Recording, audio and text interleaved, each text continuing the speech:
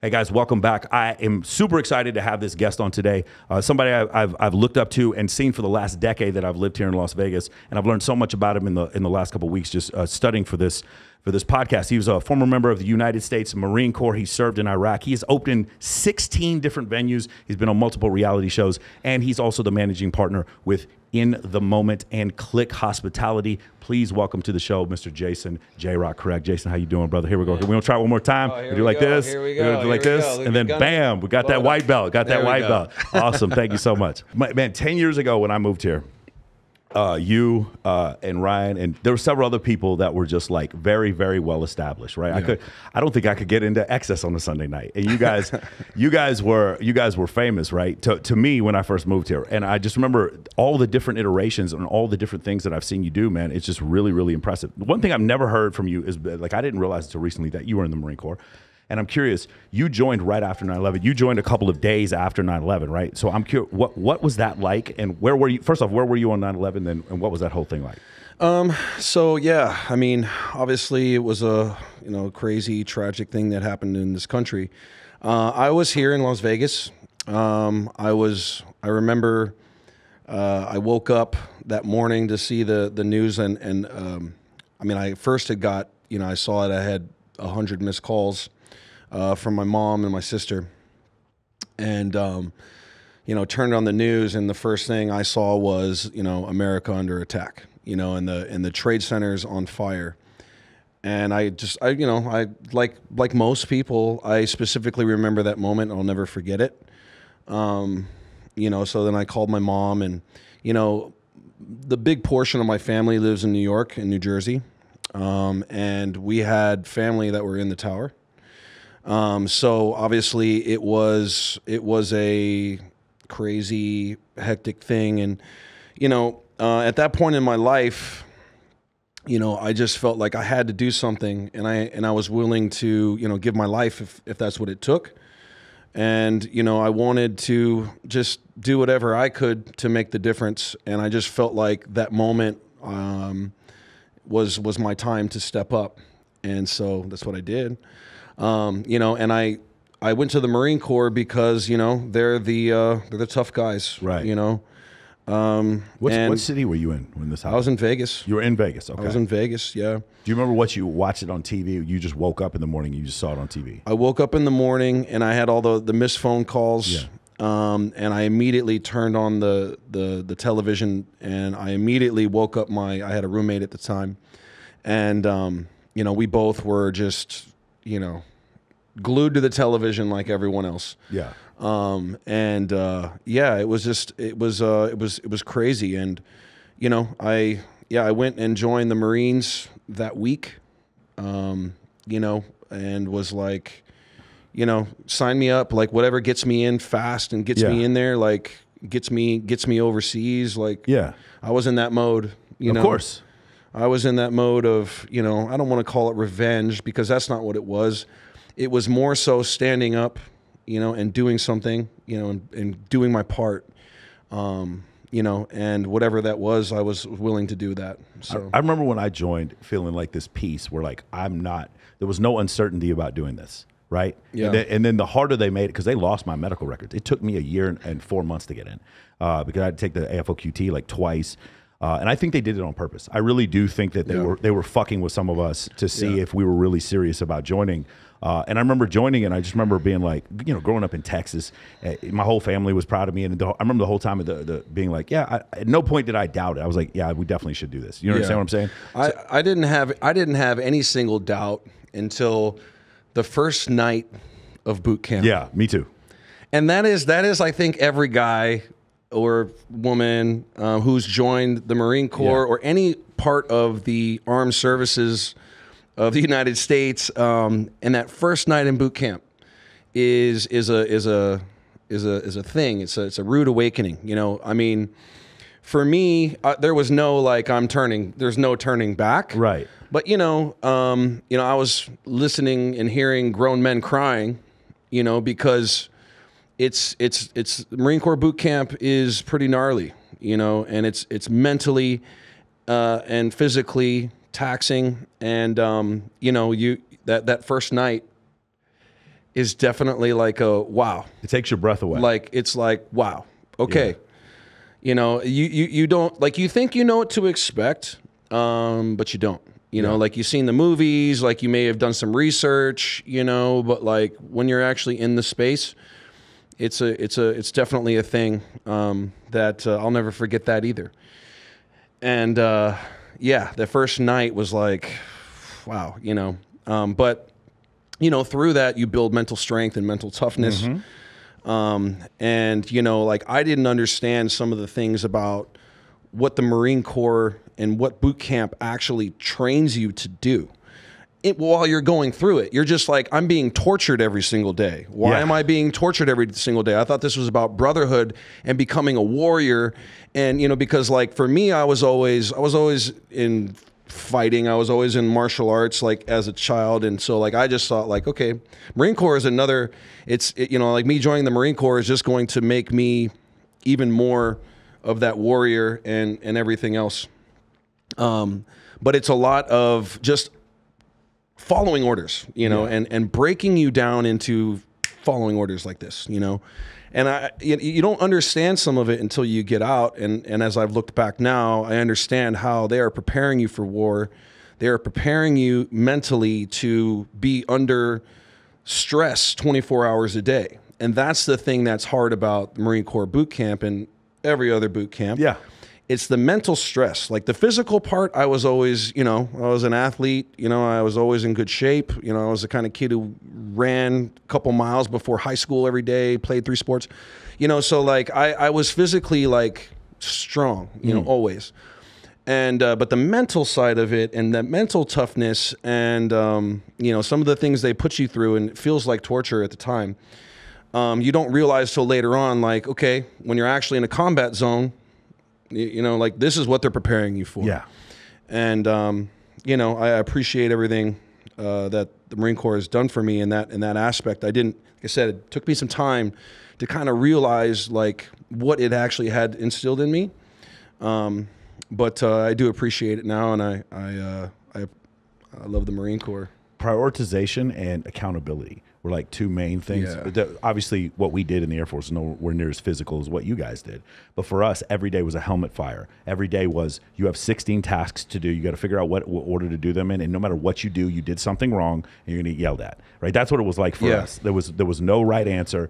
And then at the end, did you react, or do you just keep pushing forward? And then we also have the saying, there are no bad teams, just bad leaders. So leadership, it was. I tell people, being an officer in the U.S. Air Force is just a constant, and being an NCO in any of the services is just going to be a study in leadership. The dichotomy of leadership, like what Jocko Willink says, or what David Goggins talks about. My other boy. Where he tries to maintain the levels of physical fitness that he went through with SEAL training with guys who have been in for 10 years, and he got pushback. And he even talks about it later in the book. He's like, I went too far with this, right? I went to the point where my teammates couldn't even trust me because I was so hard on them.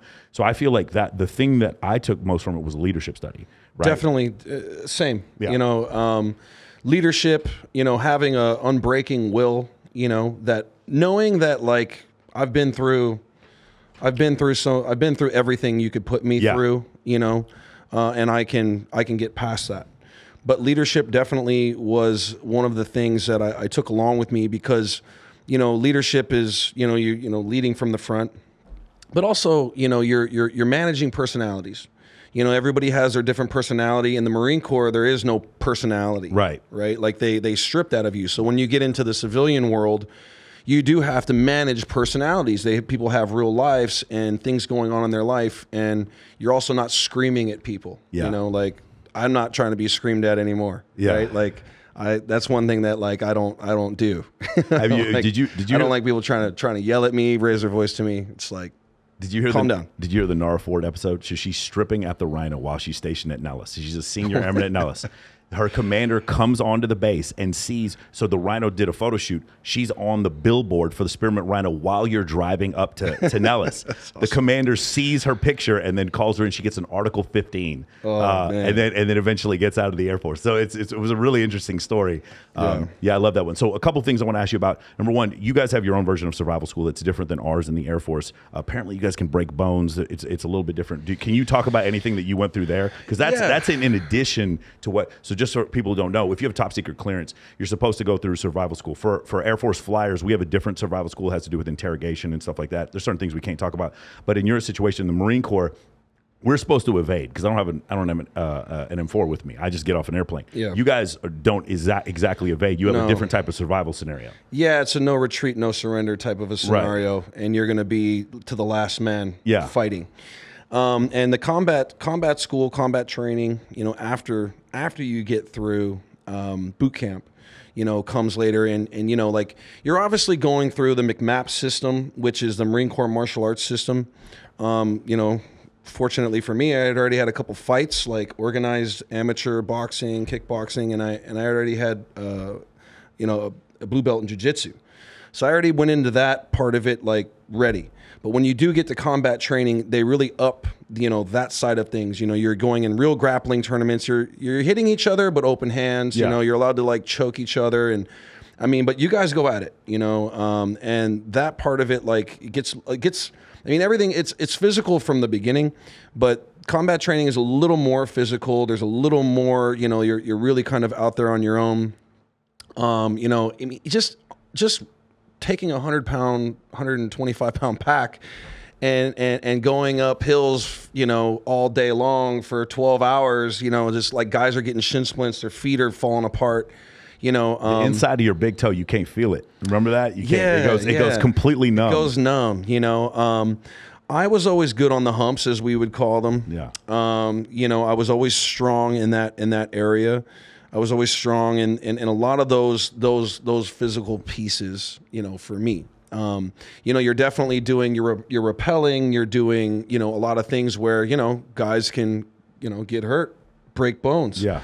You're doing the live fire exercises, which, like you pop your head up and you could die, the grenades blowing up in these controlled canisters next to you. So you're feeling what it's like to be in a combat situation, low crawling.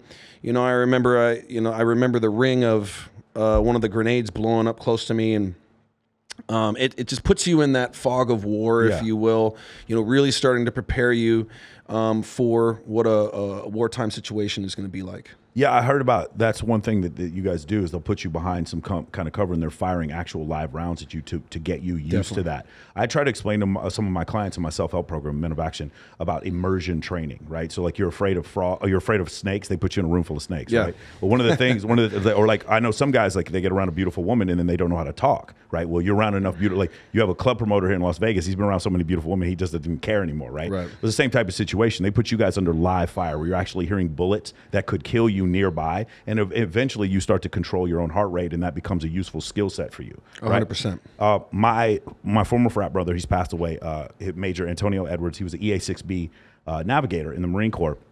And he told me this. He says, we're a running cult. He said the Marine Corps is a running cult. We run. Totally. Everywhere we go, we run. Is that what you sound? Yeah, definitely. And that was actually, honestly, is one of my favorite things about the Marines is I loved singing cadence. Yes, me too. I would love leading the platoon and stepping out and singing cadence. Like, I don't know. I mean, they said I was good at it. I feel like I was okay, but I really enjoyed it. Like there's something about taking the platoon out on a march and going into a run, and everybody's just screaming and like the thing that really taught me a lot about your mental game was that runs. Yes. Because I ran a lot in sports, but like it's different, when you do graduate boot camp, you have the moto runs, like your final run.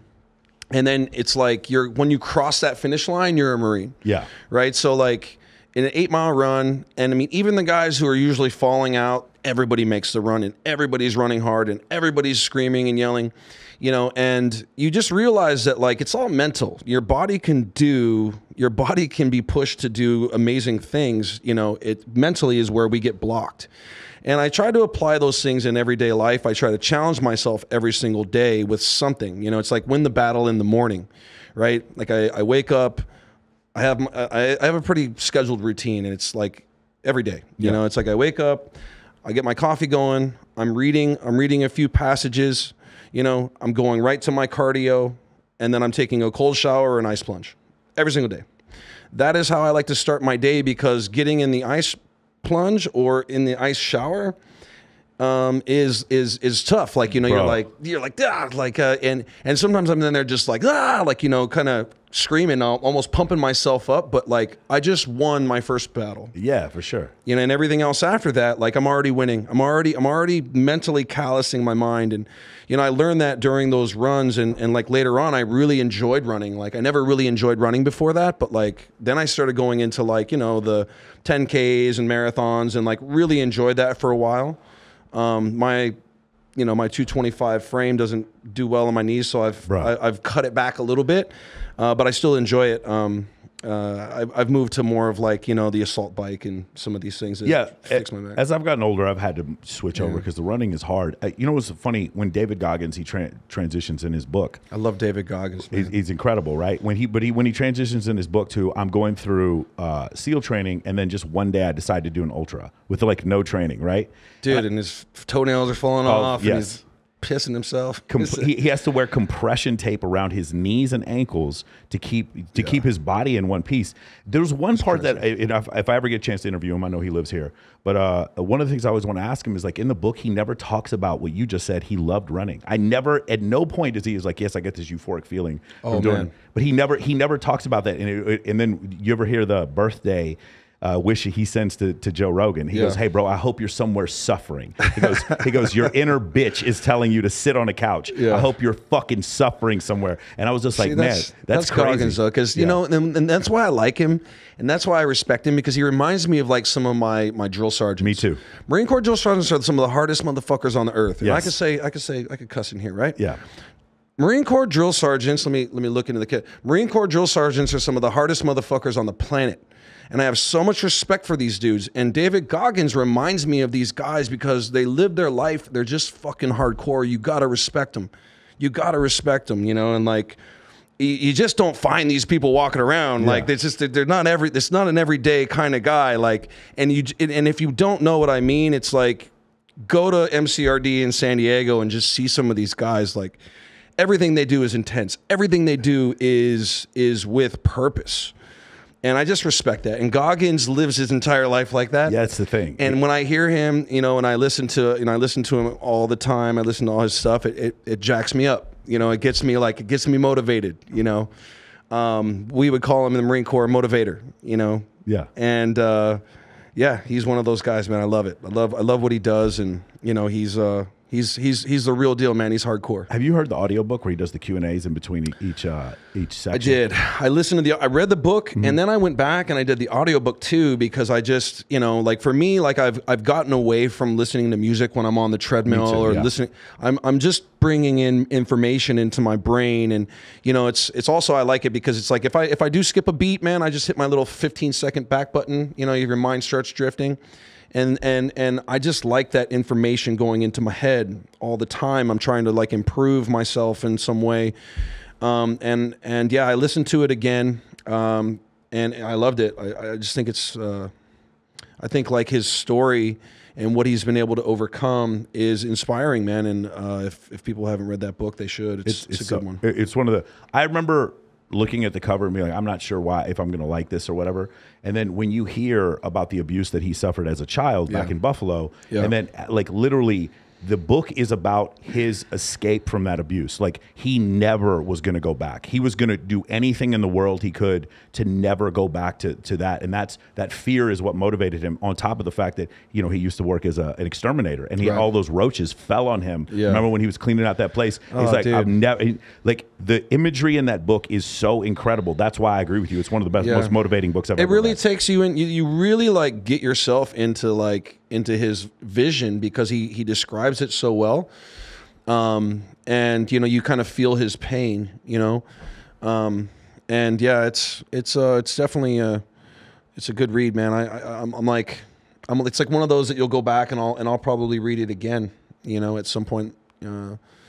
It's inspiration like that I think a lot of people need, because, you know, we all have, you know, we have our tough things that we're going through, and, you know, sometimes we need to say, like, you know what, somebody else got it a lot tougher than I do. Yes. You know, I can get through this too. He puts gratitude in perspective all the time during that book, which is what makes it so great. Now, you talked about something I thought was really interesting in a previous interview. You had talked about some of the mindfulness stuff that you guys do. Now, I know this is a weird example, but whenever I do nightlife stuff, I actually have everybody put their hand in the middle, ready, break. I treat it because I played high school football, and I remember that's camaraderie, man. That's culture. Correct. So I try to build that culture to where we're not jealous of each other. This is Las Vegas. There's a lot of good-looking people who make money. Sometimes there's kind of backbiting. I host beauty pageants. I try to get all the girls to be friends with each other, you know, in situations like that. You do some mindfulness stuff. I know you guys do stuff at Elia. Can you talk a little bit about that? And did any of that come from your previous incarnation with the military?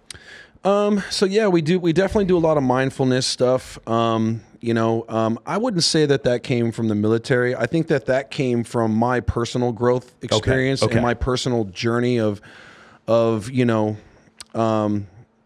understanding leadership, understanding myself, you know, like really tapping in, you know, past the ego, past everything else, you know, and really like looking at like where I became successful with, you know, with Andy, who, you know, amazing operator, and lucky to have, you know, been able to work underneath him, you know. But there's things that I always believe to be true about how, you know, like I want to interact with employees, with people that I work with, and, you know, through my experiences of really tapping into myself and, you know, really finding my center, finding my power. I wanted to give a little bit of that, you know, to people that I work around, because, you know, like we're at work. You know, these people are at work more than they are with some of their significant others, or more than anywhere else. And like, you know, even though we're out here to make money, we're out here to do a good job and work hard, it should be somewhat enjoyable. You know, if you hate what you do every single day and you're going to work and you hate being there, like you're not only are you bringing that to a customer, yes, you're bringing that home to your significant other, your children, your dog, you know, right? Like it bleeds out into the world. It's a ripple effect, you know? So if I could somehow be an inspiration or give a moment of peace or a smile rather than, you know, yelling or whatever, and try to make it enjoyable, like that for me is, I feel like I'm impacting people's lives in a positive way. And that's what I want to do. You know, when I think about, because I used to work in a nightclub like 25 years ago as a bouncer or whatever back in college, and I think about the high testosterone environment that it was. There was no mindfulness. We were not doing breathing exercises. So when you talk about you guys were doing breathing exercises there, like it made a lot of sense to me, because the growth, like you've been in this industry for so long, right? Back in the days with the Palms, and you said you started originally with rehab. Well, you guys were telling stories about rehab. You know, I remember some good days at rehab, and I remember some dangerous days. I was like, are we going to make it out of here today?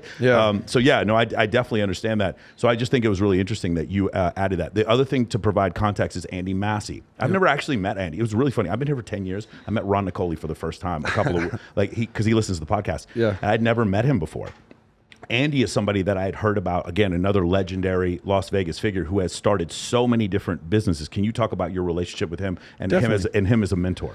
Definitely. So I mean, Andy's literally, you know, like one of the godfathers of nightlife, period. Him and Andrew Sasson, you know, they really were, you know, pioneers in the industry. You know, Light Nightclub was the first, and I'm not talking about the Light at Mandalay Bay. The first Light Nightclub at the Bellagio was the first club that had bottle service. They invented that. This they would have been really like did 2004. That. I heard 2004. Because this is a really interesting. It was actually Jack Colton.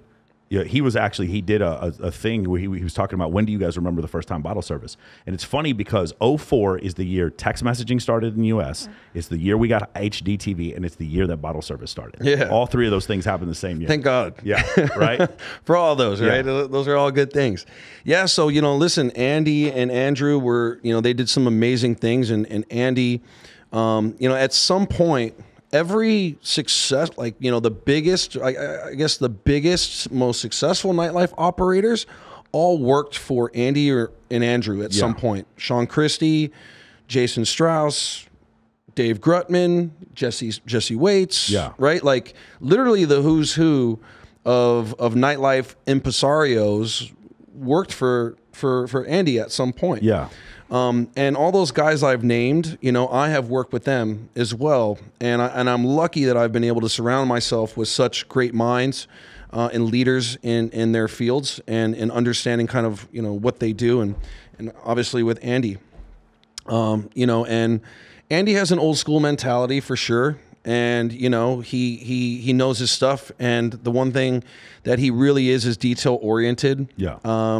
Really detail oriented, like you think you got everything right and he'll find something. Right. And that's kind of what he always finds something when you think you got it all figured out. I mean, that's a good. He finds a couple things and you're like he makes you double check. Like you go into the meetings and you're double, triple checking your work just because he's going to let you have it if you don't have it right, and he will find some things. So when you get through a meeting with Andy and he gives a little signature on the one sheet or this or that, you feel good about it. You're like, all right, good. I got my, It's almost like a drill instructor. A little bit. Yeah. A little bit. Andy definitely was. I think he had to be a little more hard earlier on. It was a Wild West for a long time, and now I think he's still the same Andy, but he's definitely, I think he's found some peace in his life where he's in a good zone with where he's going, with what he's doing. I feel it in his energy. I'm a big energy person. Yeah. And I feel it in his energy, and I feel it in the way he interacts with people, and I think he's in a happy place. I think for a long time he was really in a stressful zone, and now he's gotten past that. He's made some giant leaps in his career, and so yeah, man, I'm really appreciative to Andy and what he's done for me, and I definitely still look for ways to try to improve what our business is now and improve anything. I'm always kind of like, how can I help you? And he's the kind of guy who's never going to ask for help, but I'm always going to offer it. And if he needs me there in the middle of the night to throw an elbow, I'll be there too. Yeah, there you go. You mentioned before starting off, you were taking out the trash at rehab, working all your way up. Eventually, at some point, you're a bartender, working at the Palms, all these different things. You also mentioned you've opened 16 different venues. Man, how does that happen? How do you end up opening 16 different venues?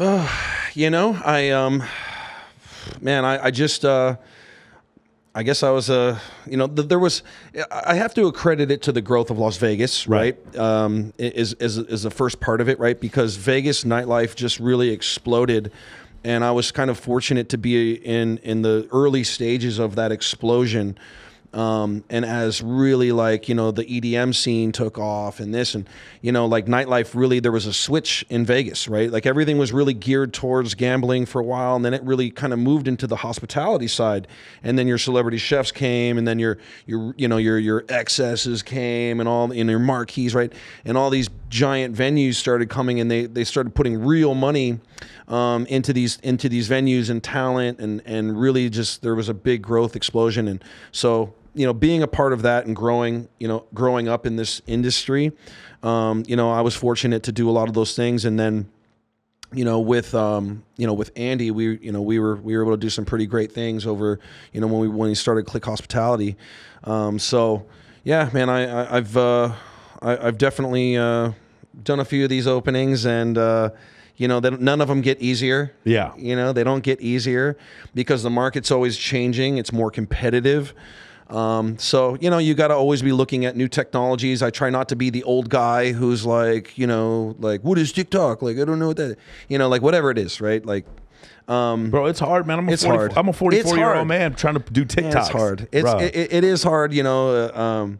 You know, the blockchain, this, like, you just got to stay up. You got to stay up on, you know, current events, and I try to do that. Yeah. I try to read a lot, and again, like, you know, a lot of audiobooks. I'm a little better with the audiobooks because of my time, but you know, you got to try to keep a foot ahead. You know. Do you ever speed up the audiobooks? You ever try to go like 2.2? Like just like a little bit faster, because I can take it in. Yeah. I can take it in. I do a little bit faster. 1.7 is like the easy sweet spot for me. Yeah. Sometimes I can get to 2.2, and there's some people that have like really slow like British accents. I can get almost a 3. Oh, yeah. Almost a 3.0. But yeah, audiobooks are I don't listen to music in the gym ever. It's only audiobooks. Yeah. Yeah, I love the audiobook thing now. You know, when I found that, I was like, man, this is great. Yeah. You know. I feel like, because I'm always the kind of person who, like, you know, I like learning. You know, I enjoy learning something new. I enjoy trying to sharpen, you know, my tools. You know, I was always kind of a guy that I had to work harder than other people. I just had to, you know. And so, like, whatever edges I can get, I try to get them.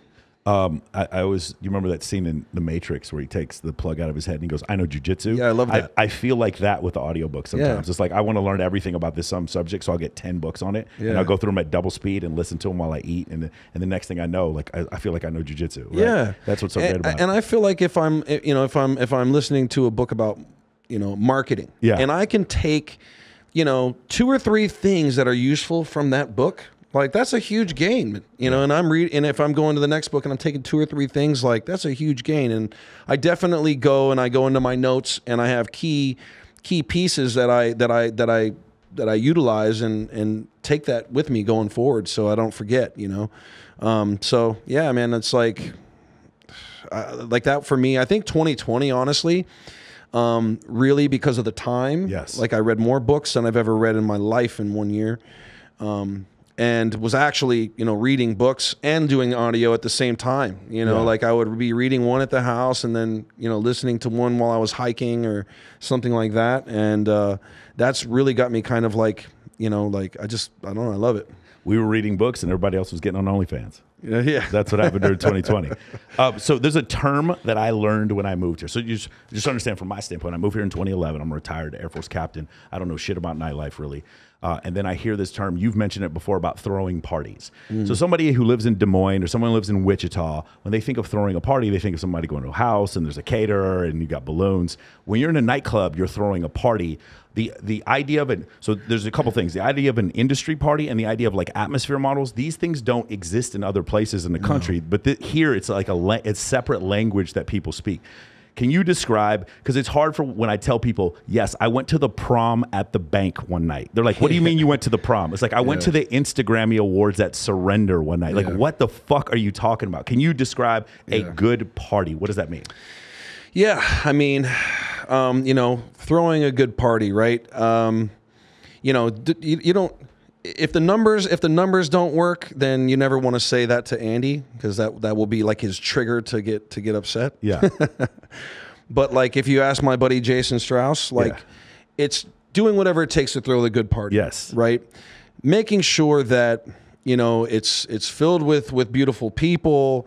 The customers are there, but also everything is thought through from beginning to end. Like, for me, I always looked at throwing a good party like a play. You know, you have your beginning, your middle, and your end. And I always would want to have things that are happening throughout the space. You know, like, we did get into a mode in Vegas where we got so reliant on just the DJ that the party sometimes gets forgotten about.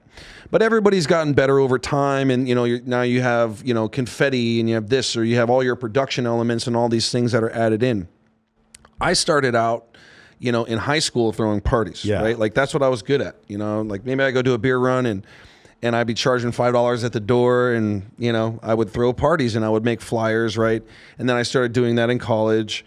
And when I started, you know, finally getting into a position where, you know, I could throw my own parties, you know, I was working with Mike Fuller and Michael Morton at the time at the Palms. And it was like, let me throw my own parties. You know, and they let me throw let me throw one a month in the beginning, and I would was successful. And then it was like, okay, like let's do more. Then I just kept being successful because I was good at throwing parties, because, you know, I just thought about everything from a customer standpoint, and like what's going to be a good time, what's nonstop, like what is, thinking through all those aspects, and even the marketing. Yeah. So these are industry-based theme parties. Are we talking about like the industry night parties? Is that what you're referring to? So there's two, right? Okay. So like, you know, like I would do the industry style theme parties, you know, like you were saying, Instagrammies, or, you know, something dorm like days, that. Bro. Dorm days. Can you believe we survived dorm days? Man. Can you believe we do give entire floors of the Hard Rock Hotel given to nightlife groups? Oh, yeah. And like we would destroy. I still don't know how that place is standing. Yeah, there was a lot of damage. There was a lot of damage back in the, you know, like we were doing it at the Palms too, and I think it was like $40K in damage every single one that we did. It was like, all right, guys, like enough, right? But those were amazing parties. You know, it was a little less corporate back then. But you know, then like full on theme parties, like, you know, we at the time I was partnered with, you know, Palms was partnered with Playboy. Yeah. Who I know you're doing some stuff with now. Thanks to Jason Strauss. Yeah, we got Playboy over at man, Republic. J Money. Yes. We're going to talk about Jason Strauss for sure. All right. So yeah, like, you know, we did Midsummer's Night's Dream, and we did all these like really big theme parties, and you know, the one that like you know, that really stands out too is Perfecto, Paul Oakenfold, and you know, Mike was kind of the brainchild behind it, and I just helped. This is at Rain. This was at Rain inside of Palms. Okay. Yes, and I know some, you know, maybe even Jason will try to counteract me on this one, but it was the first like real electronic dance music party on a Saturday night in Las Vegas. Yeah, right. Like nobody was doing it yet. Like people were still going in the celebrity zone. People were still going in the hip hop zone. You know, open format. And so Paul Oakenfold, like when we first started that party, you know, it didn't catch at first. I mean, it was very like an Ibiza style, you know, full production, full kind of immersive experience. And, you know, it took a while to catch, you know, but when it finally caught, it just exploded. And, you know, Rain at the time had some great production elements, and we had the access to, you know, drop people from the ceiling. We had the fireballs, we had snow, we had cryo. So, you know, Rain had great production elements already. And so we built this themed event after that, right? And, you know, that was really one of the first biggest, you know, dance music style ones that happened in the city, and I'm always proud of that part.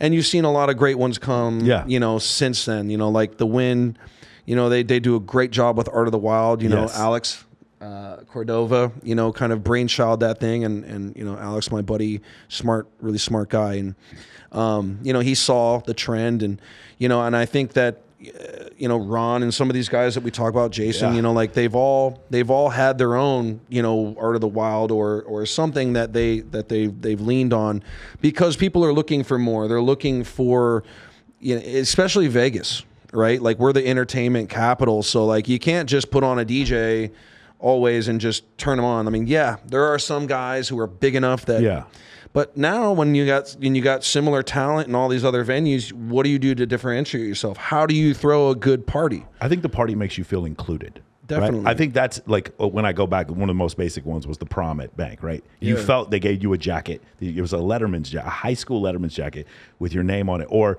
we did the spring jam over at Omnia the other day, and I got a basketball jersey with my name on the back, right? Yeah. Like that kind of thing made you feel included. The Instagrammies had your name written on it with a big invite. Ron Nicoli sent me the box for Remember Marshmallow played at Chaos that first day, and you got a cereal box full of marshmallows in it. I still have that box. I'm sure those marshmallows aren't any good anymore, but I still got that box. Those things are awesome though, man. Like, you know, everybody's gotten, you know, they've had to push themselves creatively, because Vegas is the most competitive nightlife market in the world, period. And everybody's gotten, you know, to like, who's going to outdo this, or like, how can I be more creative, you know, from all aspects of throwing a party. And so it's challenged a lot of people to do better and to come up with new things. And I think like it's everybody's just really kind of rose to the occasion. I love seeing, you know, the different party invites. I love seeing the different styles of marketing that are going out. You know, that's something I've always enjoyed, and Vegas is definitely on a another level from other places. Like, to your point, people just don't understand how much work goes into some of these things. Well, an industry night in Dallas is a couple of bartenders from one bar going to another one, getting drunk on a Sunday night. Here, an industry night, you get an award. You get a champagne bottle with your name engraved on it to go to or a pillow. You remember, what was it? She Can Do Both, or what? With One of a Kind awards at One Oak, and the girls got their face stitched on a pillow. They were these invites got so creative. These list parties. What are some of your favorites? People probably hate me for saying this, but my boy Moose Diesel used to do at Hayes, at the one at Hayes. No, which one? At Jet. Okay. And Steve Lockwood, man, they had some great parties at Jet back in the day, like these theme. I don't. I That's like 07, man. They had Miss Buttaface, which I thought was pretty. It's messed up. It's messed up. It's not culturally appropriate. Miss Buttaface was not culturally appropriate, but like they just had some pretty funny, crazy style themed list events that they did back in the day. So shout out to my boy Moose Diesel. That's incredible. I mean, but there's so many, you know, like there's so many that go out now. You know, and I don't know. It's hard to pick the road trips. The road trips to San Diego. You remember when Omnia opened, when Park opened, big road trips of Vegas people going to San Diego. I don't know how we lived through some of that shit. The ski trips, the XIV on Sunday nights. Jack Colton and Kalika back when then they had a lot of those good parties. And the thing that a lot of people don't realize here, just say you're a normal dude. Don't forget I'm being a promoter, and you just know some girls, right? And it's like, so my birthday, I had like 20 girls with me for my birthday. If I had asked for 15 bottles, they would have just keep giving me bottles. They will keep giving you alcohol here till you die. They will. If you're a local and you bring some girls to a club, comps get cut off at one. No, they'll just keep going forever. This is something you talked about. I thought was really interesting in the Well Connected podcast. There was the drinking, had to stay at all. So a lot of people don't understand when you're a VIP host here, you're not just facilitating the bottle transaction. You got to stay with that client. If that client dropped 30, 40K, whatever, and he wants to go to Drai's, you got to go to Drai's with him. Drai's is a different world. Your phone doesn't work downstairs. You got to stay. You can't text your girl because you're stuck down in that hole. And then after Drai's, the devil's basement. After Drai's, you end up at the Rhino. You're at the Rhino at 3 or 4. Can you 7, 8 in the morning? Can you talk about that being a host and like how hard that was? You talk about the heavy drinking and you had to give that up, but how taxing that can be. Man, it's taxing, and it's like it looks fun, you know. I mean, and it is fun. Like it's like. Listen, I'm a guy of like I wake up and I think about gratitude and how lucky I am to have the life I've had, you know, have the experiences that I've had, and even, you know, at times like when I don't want to do something, I'm still like, man, you're lucky to be able to do this. But, you know, like back in those days, you know, like I don't really drink anymore. It's pretty rare. I mean, I like a couple beers, right? But back then I was drinking everything and anything you gave to me. And yeah, you know, like you know, with customers, with your friends and all these other people that were around, you know, it was like life of the party, and that's what Vegas was about. And yeah, you had to, if you had, you know, a customer or a client or, you know, celebrity or whoever you were entertaining or hosting, you know, people come to Vegas with the mindset of like, you know, like I'm going to go all out every single weekend. Yeah. So when you're here, there's a new group every single week. Like Vegas is never going to be the same. Like I hate when I hear dudes say that. They're not ready for us. Come on, bro. We're not ready for you, bro. First, you got your GA tickets. It's never been done. It's never been done. Dude, okay. They got the room at Palace Station. You know what I'm saying? They bought the GA tickets to go to XS. They got on the guest list. We're not ready for you, bro. Yeah, Vegas isn't ready, you know. But yeah, it is taxing, you know, like, you know, when we're younger, we can get through some of those things. Back then, man, I don't know. It's like I would literally be in the office, then be at work, drinking all night, at the pool party the next day, drinking, still make it to boxing and spar and be okay, and then be out the same night. Like now, like if I like a heavy night of drinking and it's like 3 days later, I'm still like recovering, you know. That's the thing. It's the leaving Dre's when the sun's up and then going to the pool, that nightmare. That was literally my goal. Yeah. My only goal was to just make it home before the sun came up. Oh, yeah. You know, sure. like if I can get home by 5:30 before the sun's hitting, like I'm good. Yeah. You know, anything after that, I was always like, all right. But yeah, there was a lot of those. There's a lot of those. Man, and you said at some point you just came to the realization you just don't want to do this. Because the thing is, I've never been drunk, man. I don't drink at all. That's good. I've never tried drugs, but I still hang out in this nightlife because I don't You never work tried in marijuana? it. I've never even tried that, man. Okay. Well, listen. Maybe next time we play Mario Kart. Maybe I'll try that. Yeah. You know, a little psilocybin, not so bad for you either. Yeah. But yeah, man, alcohol, you know, it becomes like, especially in the nightlife industry, you know, everybody gets so used to it. You know, like, I don't know where it came from. You know, maybe it was the Marine Corps, maybe it was my childhood, but like for me, like I would start to have real lonely nights when I'd come home drunk and get real depressed. For sure.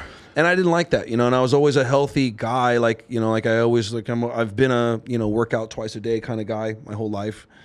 And I just didn't like how, you know, it was affecting relationships that I was in, you know, it was affecting like how I was, you know, operating my modus operandi, right? Like, and I didn't want that, you know, and I felt like I was living, you know, not true to myself. And like I kind of mentioned to you before, like I took time in my life to go and find myself in a real way. And, you know, people would look at me from the outside and say like, oh, JROC's got everything, you know, it's great, you know, but like inside for me, it's different, you know, and like when you're like the strong one, nobody checks to see if you're okay, you know? And so I needed to figure it out on my own and find my own strength and figure out my own path. And I did that. And, you know, I left alcohol behind, you know, like years before that, because I was lucky that I didn't get a DUI. I was lucky that something worse didn't happen.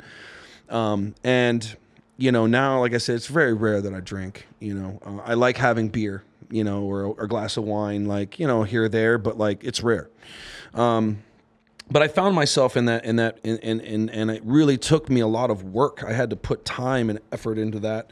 And so, you know, I have no, like now it's like I don't even think about drinking in any kind of aspect, but, you know, I was drinking 5 nights a week, and you know, being an alcoholic is not, you know, cool.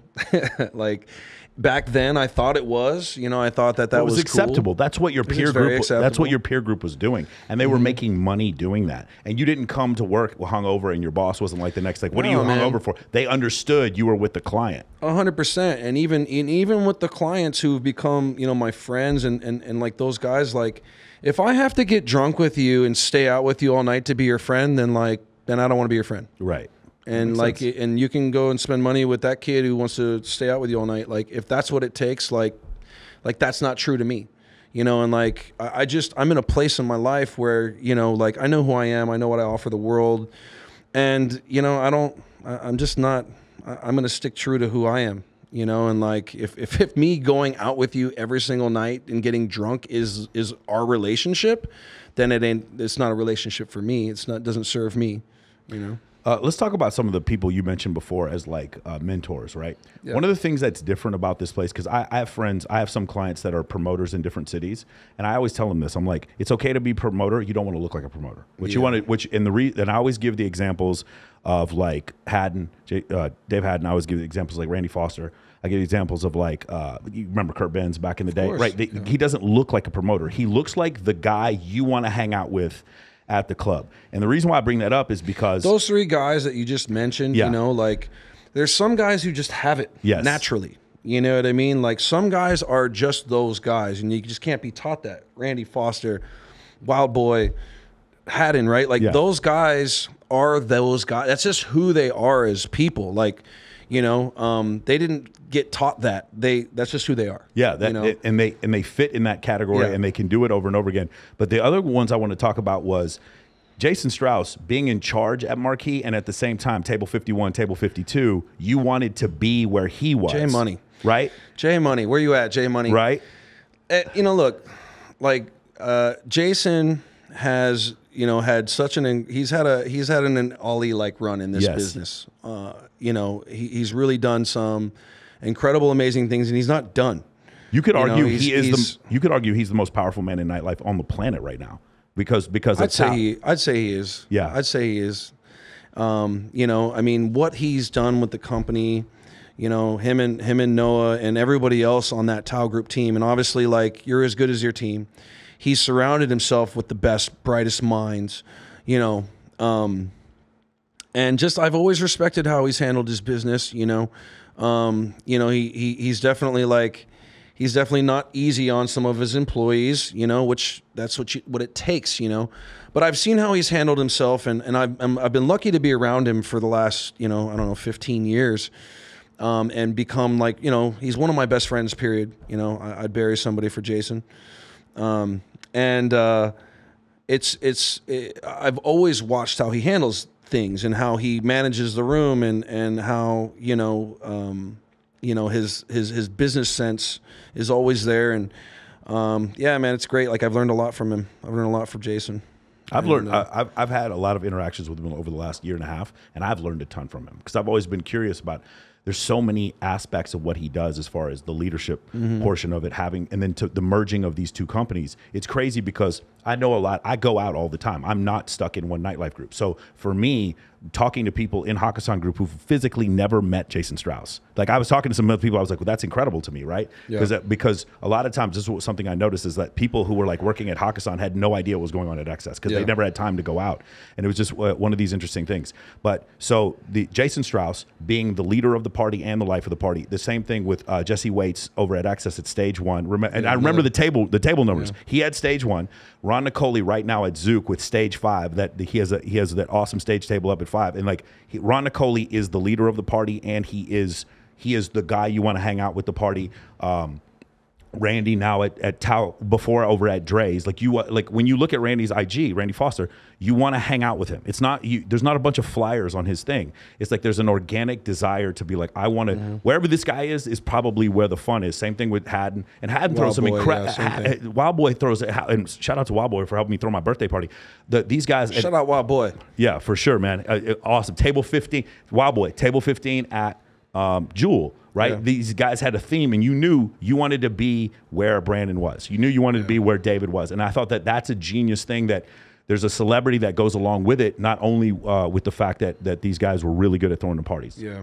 I always liked those guys. You know, Randy, obviously. Randy's the funniest dude. Period. Randy's my little brother, you know. Yeah. He worked for me for a long time. And, you know, we've spent a lot of time with each other, and, you know, I love Randy. I'm always happy for his success. And, you know, Brandon and David, you know, like I saw these guys coming up, and I remember them years back, and, you know, a lot of people would cold shoulder them. And, you know, I just feel like in our business sometimes, like sometimes people get themselves in this too cool zone. Like, I think and maybe, you know, I don't know, but I think I've always tried to stay very level-headed, and I've always been myself. And like, I always saw those guys, man, and I saw them like as guys who wanted to come up, and like, I wanted to always see them come up. I always wanted to help them if I could. And it's nice to see that, you know, what I saw back then, you know, they've done it, man. They're like, you know, the leaders in the space now. And it's good to see, you know. I like seeing people be successful, especially good people, you know. I don't mess with no bad vibes. And those three guys in particular, you know, like, you know, they're always pretty happy. They're always, you know, it's always good to see them. And I'm happy for their success. Okay, so we talk about Randy. You and I had this discussion at Bulzarian's house the other day, the handshake. Okay, the thing that you are very much famous for. I got a couple of those things. Right? So are there? So there's different. You mentioned, we were joking, like I got a white belt handshake. You're a white belt. I'm a white belt. That's the starting level. Just, you know, if anybody is familiar with karate. Yeah, Randy Foster's like a 3rd degree brown belt. Or jiu-jitsu or whatever else. Yeah, for sure. So where did that? So first off, I'm reading on. There's a ton of articles about you, man. I was doing research before this, and they talk about Good the ones? slow clap. Yeah, they're all about you opening 16 different venues, man. You're opening you're opening Apex in this one right here, and then you're at Stitched over here in this one, and then you're in Omnia, or you're in San Diego for this one.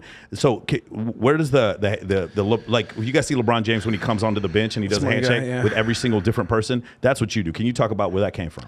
Yeah. So, I mean, ever since I was a child, I was a kid, you know, I was doing handshakes. I know it's like me and my brother had a handshake at a young age, and that was our thing. And then, you know, I was really heavy in baseball. You know, I played football, basketball, but I was really heavy in baseball. You know, I thought for most of my life I was going to become a professional baseball player. Yeah.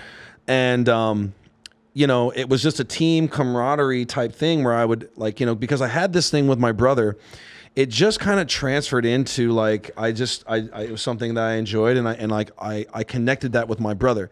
And also, like, I use brother, like I say brother, like that's like one of my words, I guess, right?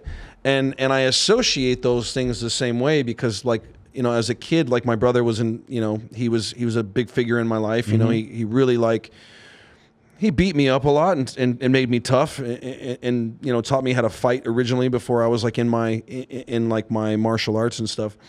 But our handshake was something that was, like, I just associated with one of my brothers, you know, with my brother. And it became, when I started doing these handshakes with these other guys, it was like, you're my brother. Like, this is a thing. This is special between us, you know? And that's how it just kind of kept growing and growing and growing.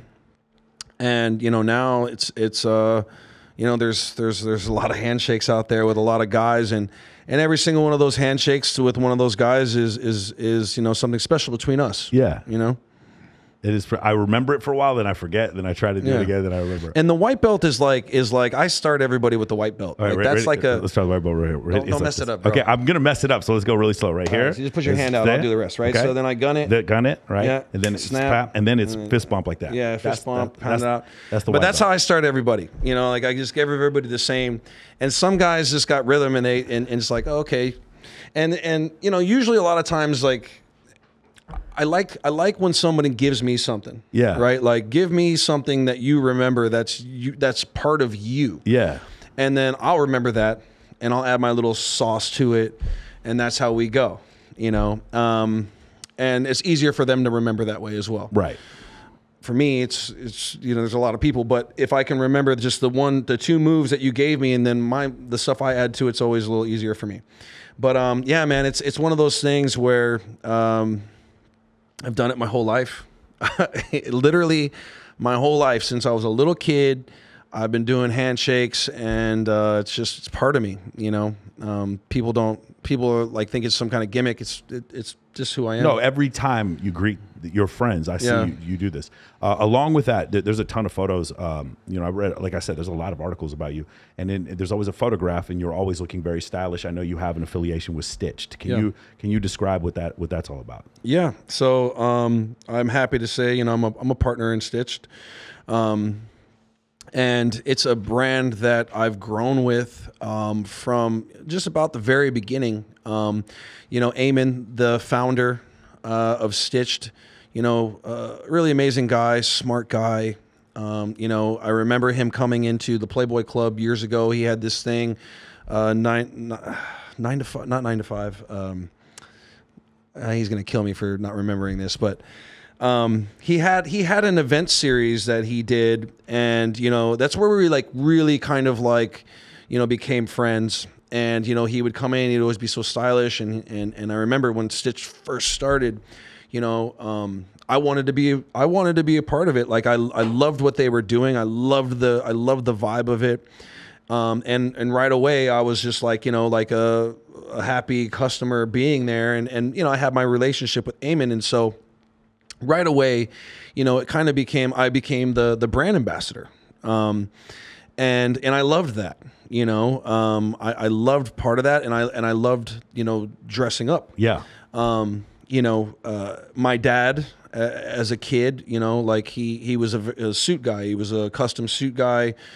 So I always saw him in those, and I always kind of, I don't know, I always associated like real business with, you know, real businessmen with suits, and also, you know, like, you know, Goodfellas and every gangster I knew. It's like, top level guys are wearing these suits, and like, so I don't know. As a kid, it was always something that I felt like, okay, when I grow up, I'm gonna be wearing suits, you know. And so with Stitched, you know, it's just such a has a masculine, it just has such a masculine kind of thing that I love. Yeah, you know, like from the James Bond to the athlete to the, you know, it's like who I am. You know, it's like I don't know. And they're bespoke suits, right? It's a haberdashery with a there's a tailor shop. There's a tailor shop inside, and full custom. You can do full custom, and then we also make a lot of our own stuff, and then we also carry a lot of, you know, the other great brands, the Tom Fords and John Varvatos, and, you know, some of these other successful brands. So I've loved it from the beginning. You know, the Scotch locker thing that's in the back, where you know people have their own lockers, was always I thought a very really cool touch. And I was lucky to grow with the brand. I was, like I said, brand ambassador, business development, you know, for a long time. And Jay Sean and I, you know, we got partnered into the brand along with Sam, and Eamon, right? So Eamon brought us into the family, I guess. You know, we were all in the family, but he brought us on, you know, he brought us to the cap table. I'm really proud of that. You know, I've always enjoyed Stitched and always wanted to go forward with the 4X, and you know, I definitely have plans on growing that brand in other markets, and that's what we're going to do. It's interesting because they do treat you differently here when you're wearing a suit. Like the whole vibe here of being a Vegas guy, whereas a lot of the tourists come and they're not, and the people who work here do. And when you even when you go to different cities, like some of the best dressed dudes I've ever seen are working at the front of some of these nightclubs. Yeah. Right. And that's one of the things you notice when you first come here, with all the way from their shoes to their jackets, the way it fits. You think you wore a suit before until you come here. Yeah. And then you actually see, you know, these men are professional at this, right? Definitely. And you know, like you know, I pick and choose my moments now too, you know, with when I'm suited up and when I'm not, you know. You know, like I have my style and I'm true to who I am. And I really only shop, I only get stuff from Stitched, and I go to All Saints, like next door. It's like at Cosmopolitan, they're right next to each other. Yeah. I hate shopping. I don't know. I'm not one of those guys who likes shopping. I hate it. So like I get everything from Stitched, or I get everything from All Saints. I'm pretty simple like that. And yeah, like, you know, usually like on a weekend, like I just like to every once in a while just pull it all together. And there's just something about it as a man, that when you're fully suited up, you just feel like, you know, you feel great. There's nothing like it. When you have a well-tailored suit that just fits you right, you feel like $1 million. Feel like Iron Man. Yeah, that's you feel like Iron Man. Yeah. You know, it's like lingerie is for women, you know? Yeah, I know about that. I got hosting a white party on Saturday in Miami, and I wear all white suit. Yeah, for sure. Dude, you drink mezcal? I saw that video of you. How do you drink mezcal, man? I don't know how. I honestly like, you know, and again, you know, I don't drink much, but I do like mezcal. I like that smoky flavor. As I've gotten more manly, I don't know. I like sipping. I like sipping. That is a unique taste, man. It's a unique taste. I can sip on it. I really love a Negroni made with mezcal instead of gin.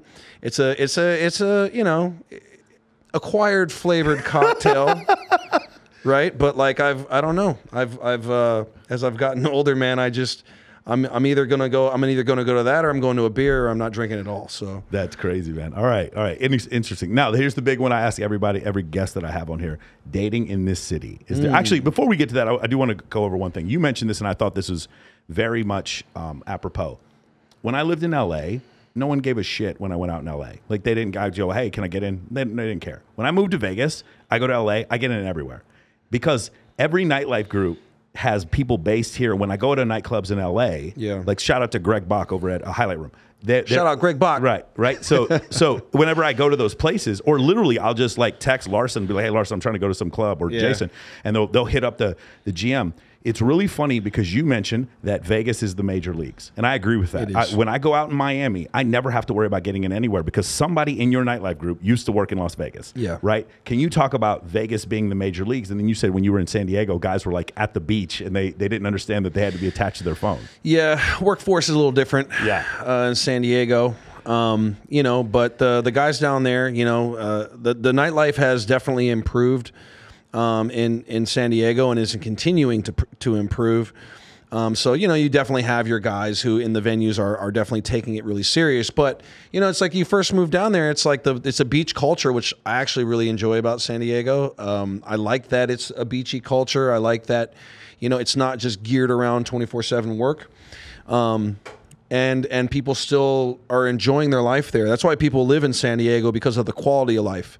And it's definitely in San Diego. Like I love being there. Every time I land in San Diego, it's like take a breath of fresh air, and you see the ocean as you're coming in. And also, every time I go over there, like I always, you know, MCRD, where boot camp is for Marine Corps, is literally right next to the airport. So you literally fly in, and I see the tower, and I see people out there getting crucified. This is different from Coronado.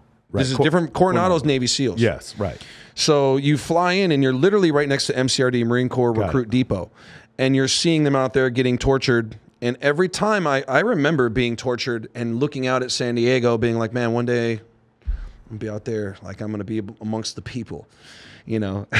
And it's funny, every time I fly over it gives me a little nostalgic moment. I remember, you know, going and, you know, flying in by myself and walking over the little bridge and going to, you know, get on that first bus, which is like one of the like impact moments of, yes, of it boot is. camp. It's real. You know? It's real now. You get on that bus. It's real. You get on that bus, and when you stop, 3 drill instructors run onto the bus screaming and yelling, and you get on the yellow footsteps, right? And that's where you first start boot camp. So anyway, there's a special thing for me in San Diego of nostalgia. But over the 7 years I've been there now, and being able to open the venues down there and living there, I was living there at one point more than I was living there more so than I was here. I always kept places in kind of a couple cities there, but I was living there more so, which was awesome. You know, I mean, like San Diego is amazing. You know, I definitely am looking to, you know, keep expanding in San Diego, and I always want to be in there. I always want to be in that market. You know, would rather live there more full time than travel here at some point. You know, I love being around the water. I just love the energy that you get from the water. To your point, the culture is definitely geared towards like quality of life in a sense. And when we first started, you know, like I would call guys and like they'd be like, dude, like I'm at the beach. like why are you calling me on a Sunday? Like, you know, and like in Vegas, it's not like that. It's like it's nonstop. So it was a nice breath of fresh air from the nonstop how Vegas is. It's, you know, so. But I love it. I love it there. I love the fact that I feel lucky and blessed that I get to go back and forth and be in those markets and be able to make money, and you know, it's great. You remember in Can't Hurt Me with David Goggins, he talks about when he was a TAC-P in the Air Force. Yeah. First, he went to survival school, and it's in Spokane, Washington. It's Fairchild Air Force Base, and they put him in a box with a cricket or something. And he really didn't like closed in spaces. So I went to the same survival school he did around the same time, actually. And one of the things that happened there was you talked about when you get on the bus and it stays with you for the rest of your life. They put you in a box, and I'm not going to go through much of it, but you can't sleep. It's a very uncomfortable situation. Right. And you couldn't tell what day it was or what time of day it was, whatever, right? And the thing we could hear was the KC-135s taking off, because I know the flight hours, they would always take it off at like 7 a.m. So I knew what time it was. And that's the aircraft I ended up flying. I never forgot that. It was like the same kind of situation. Yeah, like that stuck sound. With me. Yeah, that sound stuck with me. Those E-model engines, or those E-model engines on the KC-135, because they had a guard unit up there, and I just remember that, and it stuck with me. So later on, when I got to choose my aircraft, I ended up choosing that one. But I remember the same kind of thing, because those really stressful situations, they stay with you. I remember every second of survival school. It's crazy. Those little things like a sound or a smell, you know, can bring you right back into a memory zone. Or pissing in a Gatorade bottle. That stays with you forever also. That stays with you forever. The sound of an AK-47, it makes a very distinct sound. Yeah. Like you hear that and immediately I know that's AK-47. Right. You know, like those little moments, those little things, it's crazy that those are the things that stick with us for the rest of our life, but they do. I don't remember what I did yesterday. Every moment of survival I can't school. remember what I ate for breakfast yesterday. Every moment of SEER school and every moment of fucking bot training, I remember all of it. Yeah. It's funny how that works. Okay, now here's the other thing I want to ask you about was dating in this city, right? So this is a unique experience. So I lived in Atlanta, I lived in Dallas, I lived in Los Angeles, I lived in a bunch of different places. I was in the U.S. military for 7 years, traveled all around the world.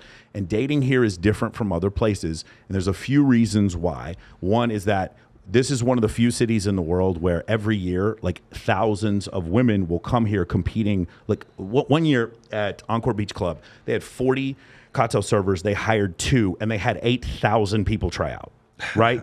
8,000. Now I'm exaggerating a little. Some of those people were becoming barbacks and bartenders, but a ridiculous number of girls that move here just for a few of those jobs. So when I go back home, like I don't see the same. And it jades your view of what women look like sometimes living here, and men too. Like the dudes here are all ripped on fucking, taking Anavar. Like they're all the guys are all fucking, on Trenbolone and shit. And so, can you talk about how it's different dating here from anywhere else? Yeah. I mean, I guess in the nightlife aspect of things, I'm sure I guess even if you're not in nightlife, there's a lot of beautiful women that live here and work here, especially in the nightlife industry and outside of it.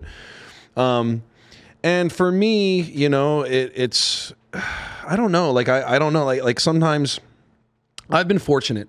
I've been fortunate that I've the women that I've dated here, I've really had some phenomenal girls in my life. And, I have always tried, to, just keep a good relationship with those girls. I've always tried to do the honorable thing. And, in the industry where I feel like everybody's dating each other as this person or that person, like if I know you, if you're my boy, like I'm not dating your girl. Right. I'm not going around her, even if I'm like not even that close with you, I probably will come and have a conversation. If I really wanted to date, I'd be like, hey man, like, all respect, right? And so there's a lot of that doesn't happen, but I've tried my best in those scenarios to not hurt an ex-girlfriend or do what but it's so there becomes this thing, and it's like like you'll get a lot of industry people say it's like high school, right? Yes.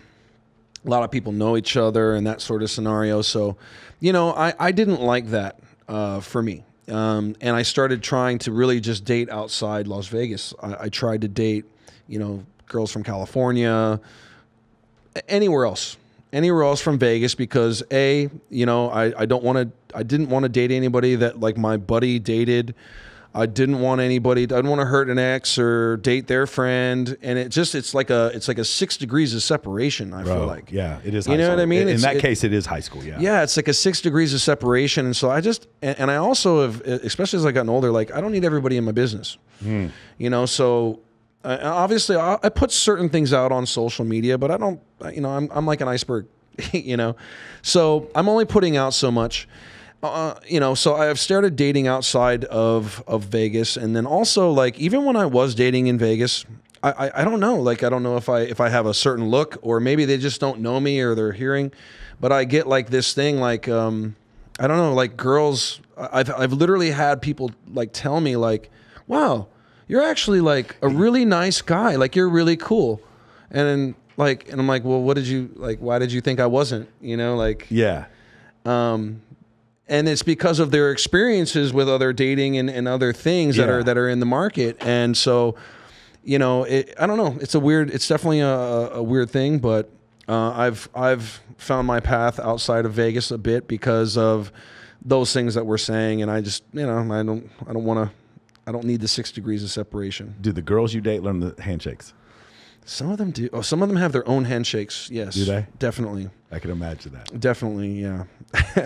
That's pretty crazy. The thing you said, I 100% agree. Girls will come here and expect me to be an asshole because they see me in these photos with all these girls. And I'm like, and I explained to them, like, why do you think these girls are all in the photos with me? Do you think it's because I'm an asshole? Do you think like literally like Kylie Myers, one of my best friends, she's married. I don't disrespect her relationship at all. I treat her like she's my sister, like she's my teammate, like she's the shooting guard and I'm the point guard. Yeah. Like, but it's hard because I think with you, you dress so well, and your persona on social media is just so out there, and it's tailored because we live in Vegas. It has to be. And then for some people, they're like, "Is there humility there?" And then you realize that there is, and it's or even gratitude, and you realize there is gratitude, there is humility, and it catches people off guard. I have photographers tell me that sometimes. They're like, they think I was going to be an asshole, and I'm like, no, dude, I'm here for you. I'm here to help you. Yeah, I couldn't tell you how many times like it was like, wow, you're actually pretty, you're like really cool. Yeah. And it was like, well, why do you say it like that? Yeah. Why do you say it like that? I mean, thanks, you know. And then I get like, you know, like I'm stuck up or something with girls, and I'm like, and I'm not like that. I don't know. I just I've always just been myself, and I've always just tried to be myself. But I'm at a point in my life where, you know, I can't worry about what anybody else thinks about me. I like me. I love me. You know, my friends, people around me know who I am. You know. And I can't worry about what other people think anymore. So, you know, I've figured out my lane. You remember what we talked about before with the immersion, right? You're sitting behind live fire to the point where you're used to the live fire, right? A girl who's the hottest girl in Anaheim comes here and meets JROC, and JROC has like, hey, it's nice to meet you. Shakes your hand. Normal. The nickname too really throws them off too. Yeah. You know, the nickname gets them. Yeah, but she meets you, and you're not staring at her boobs, right? You're not hitting on her because you're so used to being around beautiful women all the time because you live in Las Vegas. Yeah. And her reaction is, you're stuck up. That's what's happening. That's what's I think exactly going on. Definitely. And the other thing is like, you know, like I don't want to sleep around like that. Yeah. It's just not my way. You know, like I like actually having conversation. I like meeting new people. I like meeting girls, but like I'm not trying to sleep with every girl. Right. And maybe the promoter they met or some guy that they met here is trying to be that, so they think that I'm the same way.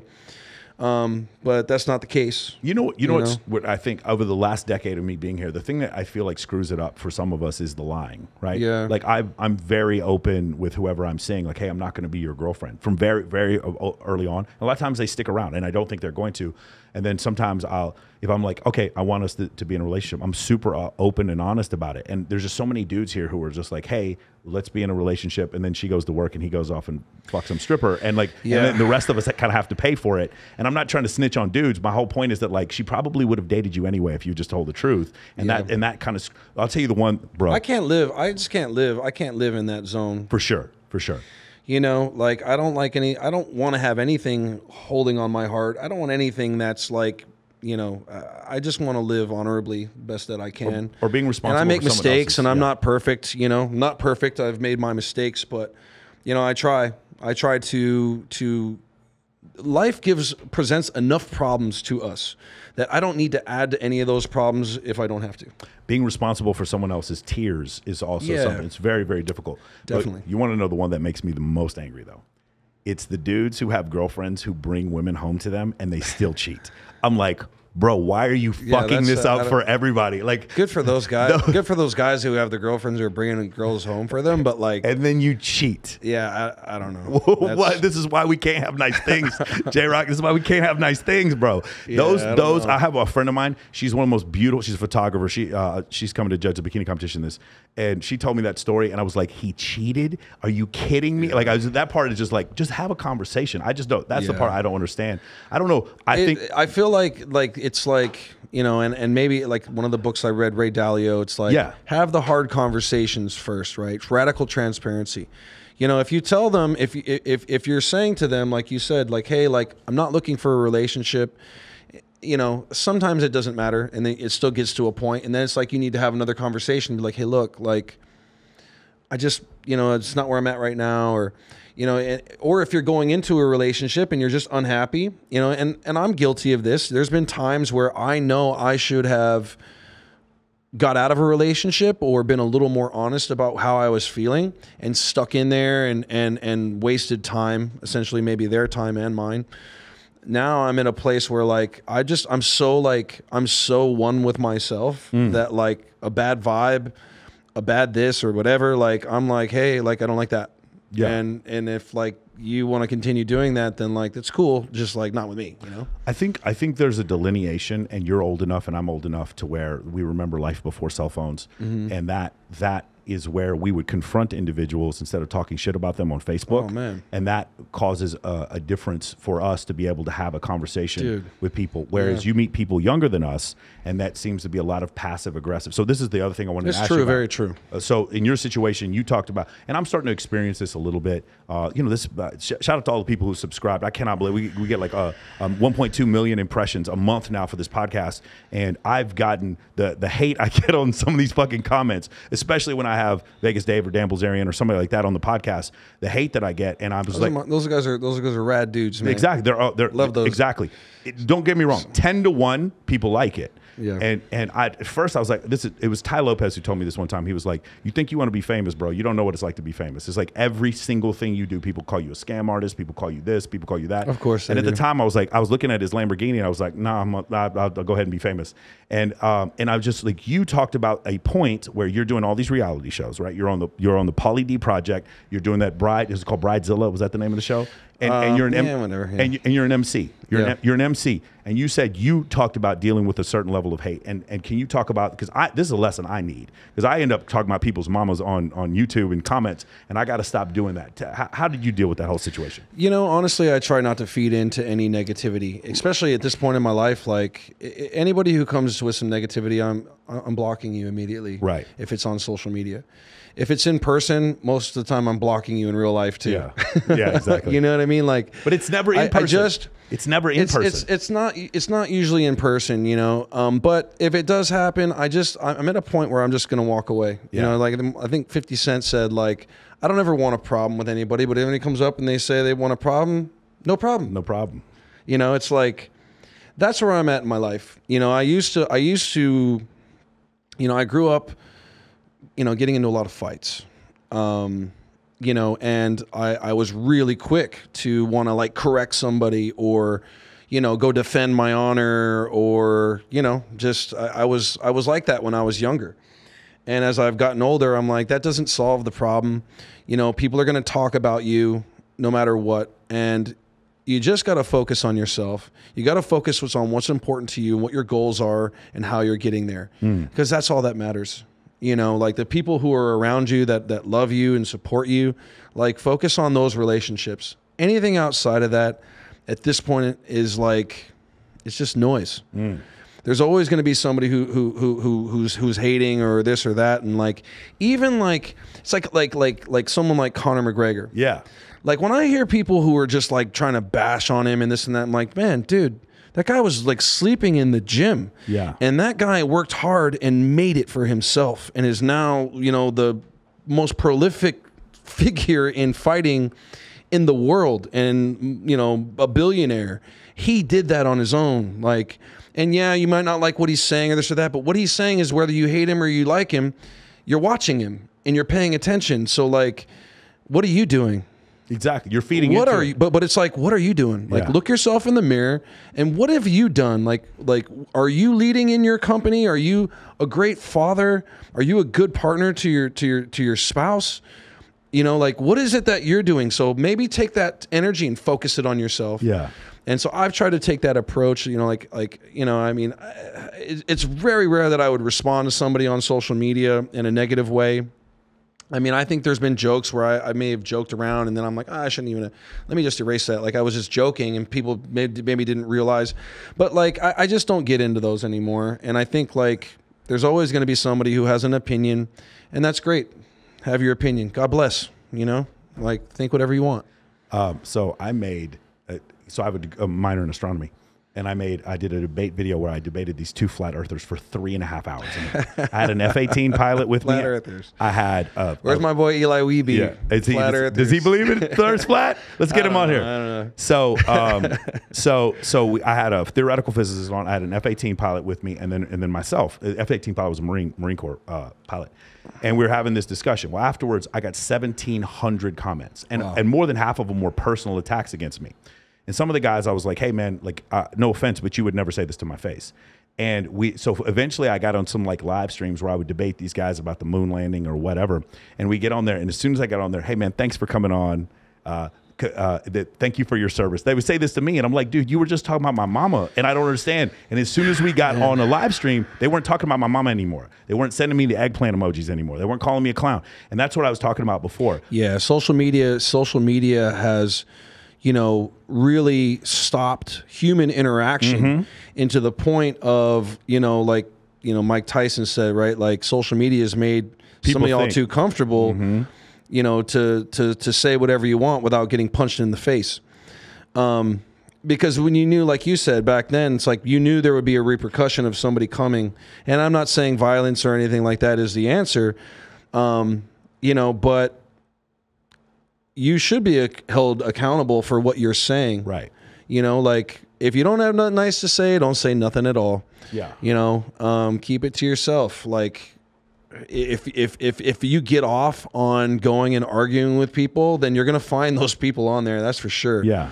But I stay far away from that on social media and real life. Like I don't want any of that negativity around me, period. The thing with Mike Tyson was such an example of like a guy. That guy was egging him on, man. That guy was egging him on. I will bet you we will find YouTube comments in that guy's past. I'll bet you if we go, like this guy got comfortable being behind a keyboard, legitimately thinking he had a right to say some of the things, and then forgetting that Mike Tyson could and would punch him, right? 100%. And I think that's what happened. And so the two books, you mentioned the Ray Dalio book, great book. Best book I've ever read about haters is Hustle Harder by 50 Cent. And then the other one is Crucial Conversations, where you talk about the transparency. Right. Crucial Conversations, another great book that I read about that. And then, of course, everything by Jocko Willink and everything by David Goggins. Love Jocko. Yeah, Jocko's is the great. Jocko, as far as the self-help community is concerned, to me, he is the forefront as far as leadership is concerned. Yeah. I don't think anybody teaches leadership like Jocko Willink. That's why I try to put in my program, because I think that's, like, even with the Tony Robbins stuff, I feel like with the Ed Milet, the Tony Robbins, all these guys, I feel like leadership is a bit lacking in those things. But I think Jocko Willink is the best as far as that's concerned. So that part is awesome. But as far as dating, just one more thing. Do you believe in traditional monogamy? Is that something that I always ask from an evolutionary standpoint? Do you believe Homo sapiens are capable of traditional monogamy, or is this a fiction that we've made up for ourselves? I think so. I definitely can see both sides of that. But I do believe that, two people can fall in love and can make it last throughout, right? Like, obviously kids bring people together, and, there's always going to be some attraction, like women are attractive, other men are attractive to the women, right? So it's like, and vice versa and all around, right? There's always going to be some attraction, but like, there's also like a lot more than that,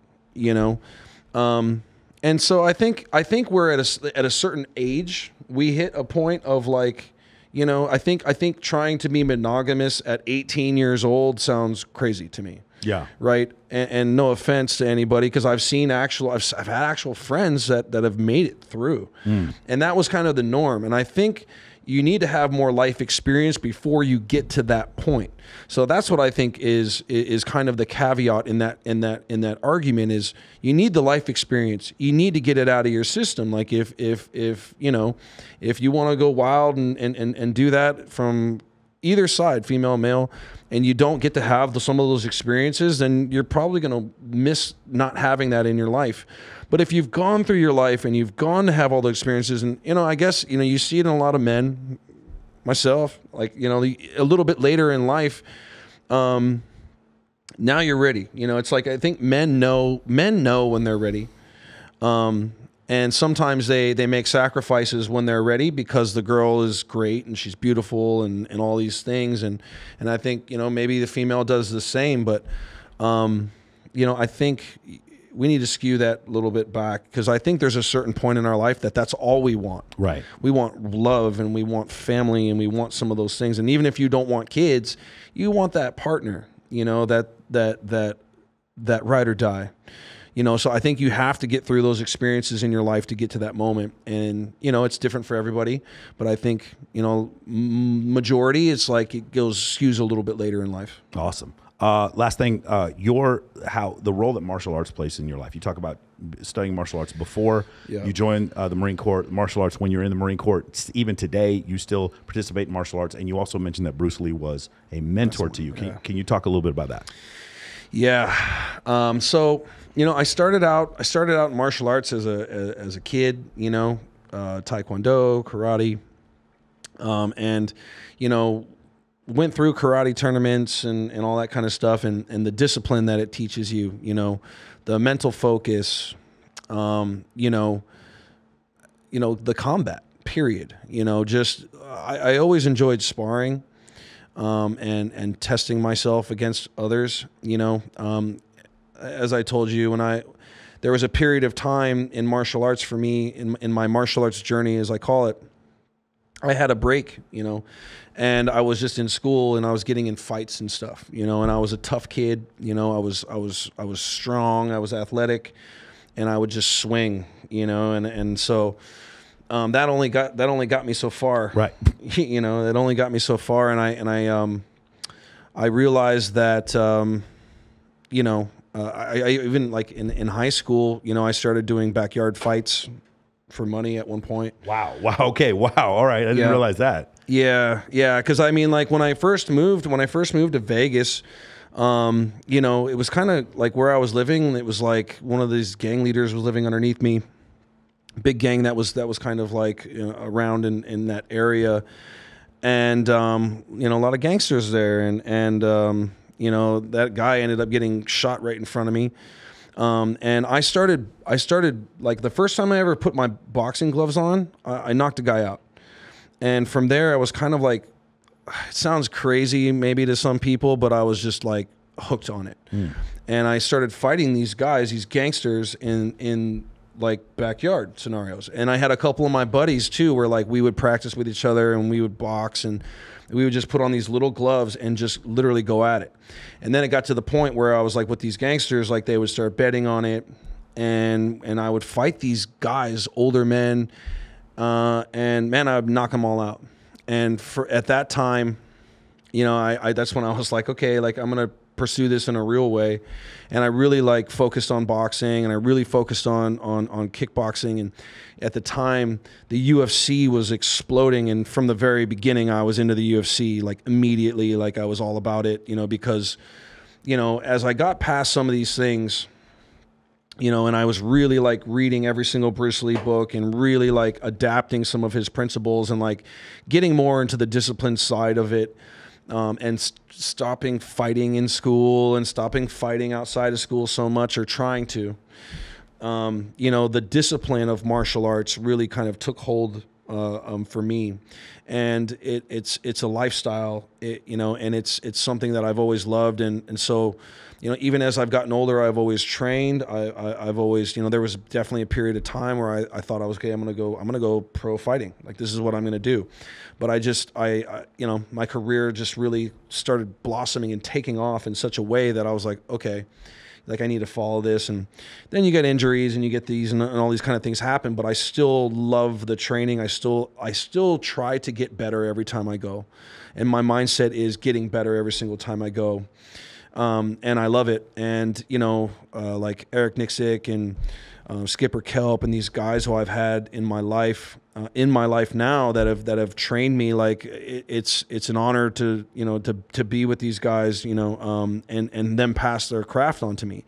And, you know, so I've been around a lot of fighters like my whole life. I've sparred with, you know, so many great guys, and I just respect what they do, and I respect and I know what it takes to get there. I feel like some people, and just even just the UFC, like I feel like some people watch on TV and they think like, oh, I could do that, and they have no idea of the sacrifices and like the hard work that it takes to get into the UFC. You know, like just to get to that level is like it's really hard. So these guys are incredible athletes. You know, and a lot of martial artists that I've come across and outside UFC, I still enjoy, you know, Krav Maga, and I still enjoy a lot of these other different martial arts that they work for different scenarios. Right, yeah. You know, I'm still training, you know, weapons. I still train those things because it's different scenarios for different things, and it's something I'll do for the rest of my life. I don't know. It's something that I hit my zone, and I'm able to kind of push away the other things that are going on in the world. I got a few things like that. Sometimes channeling that level of aggression can bring you peace. Yeah, right? you know, you have to have your outlets in this world, you know, and I have a few, you know, riding my motorcycle is one of those. There's just something about when I'm on my motorcycle, I just love it. Like, and when I'm practicing martial arts, boxing, kickboxing, whatever, like, I just love it. Like, and I have a hard time because, like, I still, you know, like, just I still want to do the things that I could used to do, and it's hard, you know, and it's hard, but the body isn't the same as it used to be. You know, I still try to keep it to, you know, a high level. I try to keep myself as ready as possible for whatever comes my way, but you know, I can't do the exact same training I used to. But it's still one of my outlets, and as I've grown, I've tried to evolve as well, and you know, more yoga, more Pilates, more, you know, more things that will keep my body going as long as I can, and that's just I'm still on my martial arts journey, and I'll never stop. There you go. Awesome, man. Well, thank you so much for coming out. I know you got limited time. I appreciate this. Let's see if we get it. Let's see if we get it one time. Oh, ready? Here we go. We're going like this. We're going to snap. We're going to point right there. We're going to snap, and then we're going to do like that. Yes. So I want to talk about the ethos of this because I forgot to bring this up. We went to go play paintball over at Dan Bilzerian's house a couple last week. I see. Is it gone now? No. I put makeup on. I had to put concealer on. I got a person now. So anyway, I go right to get behind the Aztec. It's a big polygon. And 2 seconds into the first game, I get shot. And then JROC comes up to me and goes, yeah, I hit you from across the field. So there's some of that Marine Corps sniper training with a paintball got me. And then we started talking. I was like, man, I need to get you on the podcast. So that's how the whole thing happened. You shoot somebody in the head with a paintball is where you end up right here. Listen, I got a big old head. You can just close your eyes and pull the trigger. You're probably just going to hit me. It's not going to be that difficult. Hey, man, thanks so much for coming out. Where can we check? Where can we find you? I mean, I guess if you want to find me on Instagram, it's right there on the little screen. I am JROC. And yeah, man, thanks for having me on the show. Really cool. Awesome, man. There's so many things I always wanted to know. One of the great things about the show is like, this is a weird city where you know people for 10 years, but you don't know what they do. Yeah. Right? A lot of people don't know I work for a hedge fund and I studied astrophysics. They just think I host bikini competitions. You just don't know what people do. And then I do this podcast and you find all these crazy things about them. So this was awesome. I'm really glad. Hopefully we can have you on again. If I ever have Randy out here, I want to have you on here with Randy. Yeah, man. We'll throw down one of those handshakes for you. Yeah, beautiful. I love it. I love it, guys. So guys, make sure you like, share, and subscribe. Make sure you check out JROC and all of his different places. You're at Elia still most weekends, right? Yeah, Elia, Virgin. Okay. A lot of the weekends, or I'm down in San Diego. I split the time. Oxford, Pendry, down there. So come see me in one of those. It'd be great. Nice. Awesome, man. Thank you guys. I'll give you guys the white belt. There you go. Get the white belt. Get the white belt. Hey, film it and tag me in it, please, please.